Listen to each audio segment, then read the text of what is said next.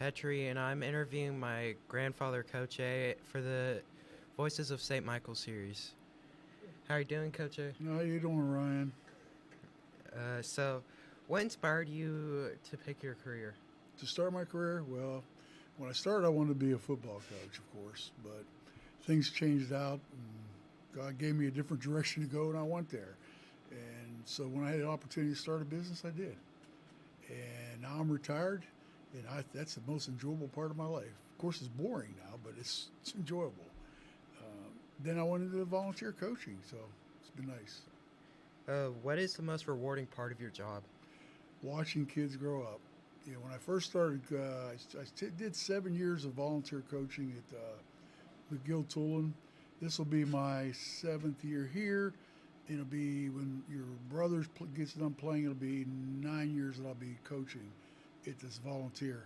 What I like is the high school was okay, the varsity was okay, but what I liked is watching the younger kids, the middle school kids, grow up and develop. That's my best part that I love about my what I did do. All right. What is one challenge players may not realize? What do you mean by one challenge? Just like one challenge in your life.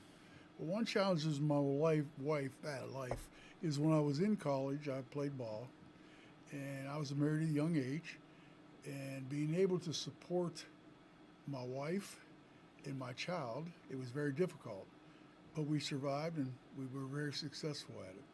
Right. What is the advice you would give one of your players? Whatever you do, when you're a player, there's only one thing. You have to believe in yourself, believe in your teammates. You have to be able to understand that you're the one that controls you, not anybody else. So you got to give 110% at all times.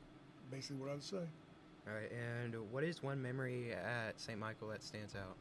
The most coaching your cousin Andrew, and that was probably the highlight because he got the Cardinal of the Year award that year, senior year, and that meant a lot to me. And I think coaching you and your brother, I'll have all my grandboys that I've coached, and then I'm retiring. All right. So, what is something players would be surprised to learn about? About me, I'm not as nice as I seem to be. But no, I'm just kidding. Life to me is an opportunity to improve yourself, and that's what I've tried to do all the time. And also the other thing is they wouldn't realize I just wrote a book and published it. Aha! You didn't know that. Oh, you knew that. And what's the name of that book? The name of the book is Rogue Tide, and it's not that other university across the state. Okay, it's about AI, special ops type stuff. All right. And it's on Amazon, by the way, if you want to buy it. What is your favorite hobby? Favorite hobby was playing golf until I got my back. I blew a herniated disc, and at my age, at 75 years old, I didn't think I needed to go through any kind of surgery, so I decided to give it up. Right. And what is one piece of technology you could not live without? Well, back in my day, it would have been quarters in a payphone because that's all we had. We didn't have cell phones. But probably what we would have, I would say, would be the cell phone because that's total communication. We went from quarters, well, actually from dimes, to quarters. Then we went from quarters to pagers. Then we went from pagers to a brick phone that looked like the Motorola was a big brick. It only got 30 feet reception.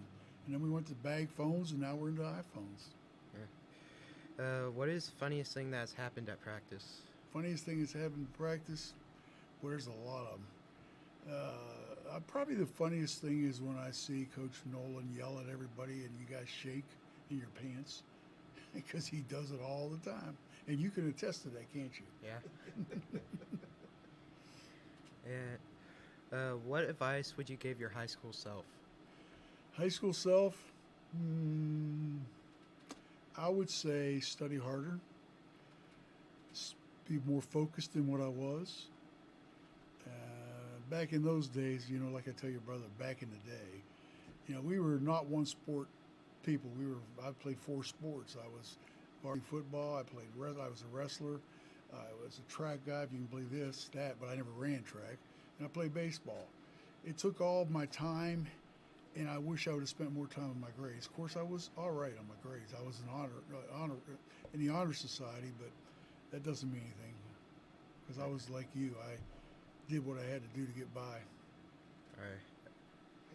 Maybe if you ask a few more of those questions on there, I've got some time. all right. Ask him. What is your go-to song or artist? Oh, my go-to song for artists, that has to be Joe Cocker, man. Joe Cocker. Don't you ever hear? You know who Joe Cocker is? No. Oh, I could. Mr. Jerry knows who Joe Cocker is. He's dead now. Okay. And probably ZZ Top. You know who ZZ Top is? No. Oh my goodness! You need to look that up. ZZ Top's a classic. There you go. Love it. If you could teach any subject, what would it be? Well, I did teach business when I was a teacher, but I was a bad teacher. I'll admit to that.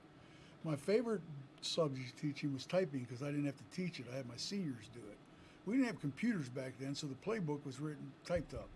So I couldn't type that well, but I taught it. But they typed the playbook up for me. And who was your favorite teacher growing up?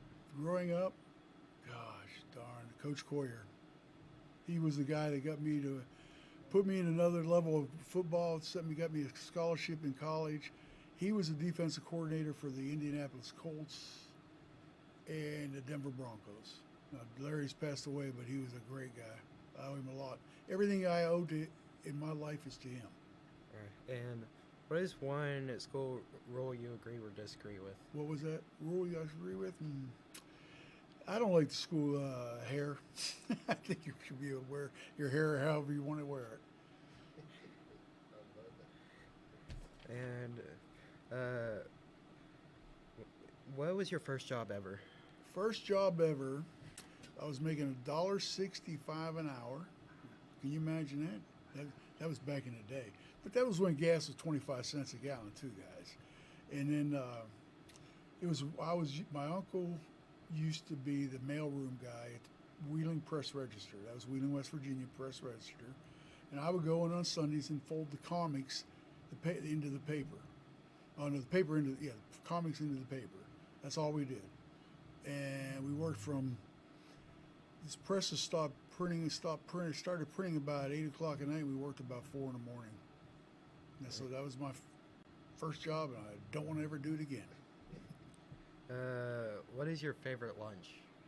Favorite lunch? There's only one favorite lunch. Ice cream. And if you weren't in this profession, what would you be in? What profession? I'm retired. I can't do the coach. I can't under-retire. I'm in the coach. That's what I was guided to go the direction. I always believe in that. You're given guidance from him, and you have to follow it. I really wanted to be a coach, and I really wanted to coach in college, but it never worked out that way because I was told to do something else, and I followed the direction he gave me. So basically, to go into business, I had a degree in it, so that's what I did. Do you have any questions for me? Yeah, I can't remember. How's your grades going? Oh, my grades are going pretty good. How'd they start off at? They started pretty good. No, they didn't start very good. They started pretty bad. Yeah. And what I always tell you in the car when I'm picking you up, you always who controls you? Me. And what do you got to do? I gotta work 110%. That's right. And you got to do that, and you got to get your grades, because anything in life, you have to have grades. Okay. You have to be able to be successful in life. You got to be able to know what you want to do. You got to set a goal. That's what you have to do. What goal do you have in life? My goal in life is to work in sports. What kind of sports? Football. What do you want to do? I want to be maybe a manager or something for. You'd be one pros or college? Any sports? Yeah. But I think you have a better talent that you don't understand. You have a very analytical mind. I think you should look at that, because you could be a strategist for any team. Because you remember things about football. You know more things about football than I ever dreamed about. You just don't like to hit people, okay? But I'm proud of you because you stuck it out. All right. that was Voices of St. Michael, and I'm Ryan Pettry. I interviewed Coach Agostinelli, and subscribe and go.